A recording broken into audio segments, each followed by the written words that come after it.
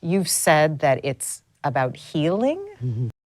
All of us, whether it's our past that we're aware of or something subconscious that we're kind of unaware of. You know, at some point, I think we've all collected some sort of emotional luggage. And I think it's important to kind of inventory these experiences. And some of them, even the more traumatic ones, can be really valuable. And in the Something Beautiful universe, it was about highlighting how beautiful some of these more devastating times in our life can actually kind of become.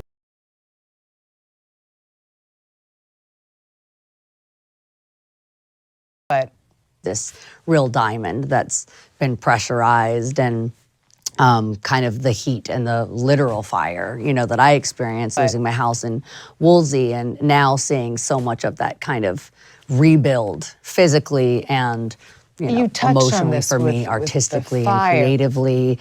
But again, it was really something that kind of redefined what beauty is, and beauty can kind of wind up feeling something that's external, but it really feels like it's something that's authentic, that radiates from the inside out. You can't really fake it from the outside in. Very true. You touched on this with the fire, but what is something in your life that from the outside looks ugly, but you've learned to appreciate as beautiful? My first thought was myself in the morning, because I'm not always this, but what I like about myself, in the morning, and who I really am is, I think before I thought that those two personalities or personas, who I am and who the world may think I am. And it's always interesting for me to say the world, because I don't know how much the world thinks of me at all.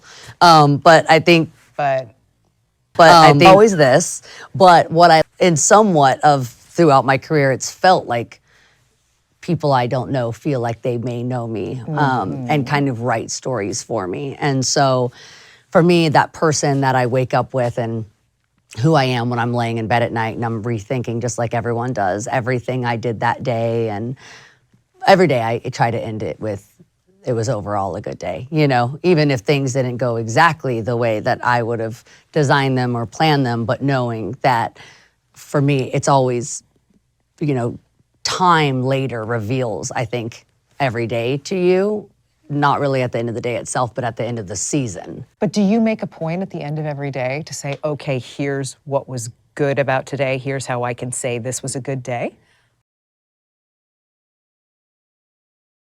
My dad knows how to use YouTube now. I think the beauty in the things that I would have done differently, but I also am fine to like confront myself and to challenge myself of what I could have done, not only better, because I think then there's too much judgment, but just differently.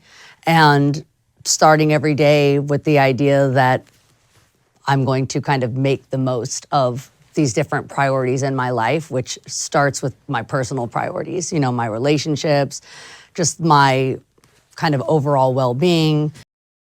There should be any judgment to how people make peace. I think if you need that kind of guidance, and I think it's important to talk about it. But with me and my dad, we just have always communicated better through music with each other. And you're at peace now with each other. Yeah, we always communicate through songs. Half the time we don't even say, you know, good morning, good night, how are you? So that's where he gets all his music. So he just sends me music constantly, and that's the best way that we communicate for sure.